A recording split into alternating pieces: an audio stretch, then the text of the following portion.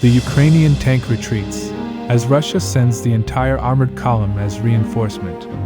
It's day 598 of Russia's operation in Ukraine. Let's dive deeper. Starting from the Avdiivka sector, it seems like Ukraine was able to fully recover from the initial surprise of the Russian offensive. Few hours after my last video, the latest report came, which says Ukrainian forces, after regrouping, launched a counterattack for the important height. It is said that they were able to push the Russian forces back. However, Ukrainian forces failed to gain a foothold themselves. The height is currently in the gray zone. It seems like Ukrainian forces realize the importance of the height, and the damage it can cause to their forces in the city. In addition, Russian sources recently released video of their armored assault from the previous days. In the video we got to see it from the tank's perspective.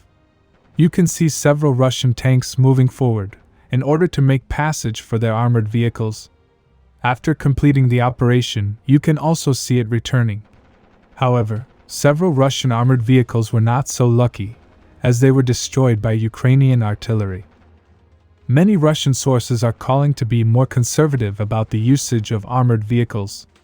Russian sources further reported that Ukraine was able to bring in more reinforcements to the city, and have already filled the gaps in Ukrainian defense. However, the effect of which is unknown, as info coming from the field has been extremely limited. Now moving to the Kupyansk sector. Russian forces are continuing their operation with medium intensity.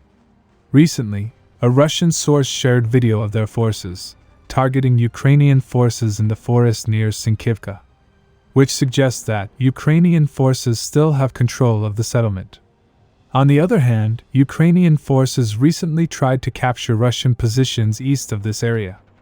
In the video, you can see a Ukrainian tank moving towards Russian positions, and then striking them at point-blank range. It seemed like Russian forces were caught by surprise, and did not have anti-tank weapons. So they decided to withdraw.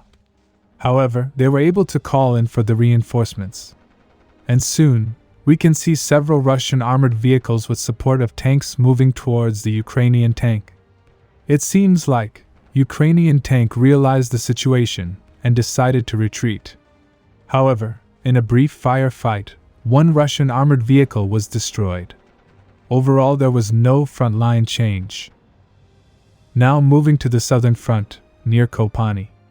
Ukrainian forces, after decreasing their offensive activity near Robotne, are trying to advance towards Kopani. For the past several days, I have been getting reports about Ukrainian attempts in this direction.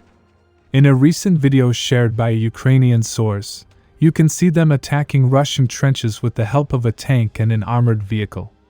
You can see their tanks suppressing the Russian position, while deploying effective smoke.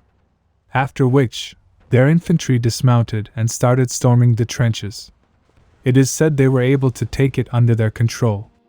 However, before the video ends, we can see artillery striking the recently captured trenches. As the battle continues, the result is unknown. Subscribe for more frontline updates. Let me know your thoughts in the comments down below.